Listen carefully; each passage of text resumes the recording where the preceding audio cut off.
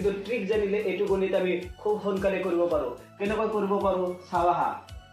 ইয়াতে হৰবিলাকত আছে 20, 30, 42, 56 আৰু 72। 20ক আমি দুটা ক্ৰমিক সংখ্যাৰ পূৰণফল হিচাপে লিখিব পাৰোঁ। এই ক্ৰমিক সংখ্যা দুটা হৈছে 4 আৰু 5। 4 5 গুণে 20। এইবাৰ মই কি কৰিলোঁ 30, 30ক 5 6 গুণে 30 দুটা ক্ৰমিক সংখ্যাৰ পূৰণফল হিচাপে লিখিব পাৰিছোঁ। 42, 42ক দুটা ক্ৰমিক সংখ্যাৰ পূৰণফল 6 7 গুণে 42। 56, 56ক আমি 7 8 গুণে 56 এনেকৈ লিখিব পাৰোঁ। আৰু 72ক দুটা ক্ৰমিক সংখ্যাৰ পূৰণফল যেনে 8 9 গুণে 72 এনেকৈ লিখিব পাৰোঁ।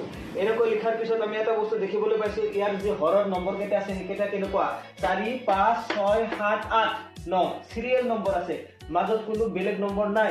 গতিকে এইটো গণিতক আমি সৰুকে কেনেকৈ কৰি দিব পাৰিম, এই প্ৰথমতে যে 4 আছে আৰু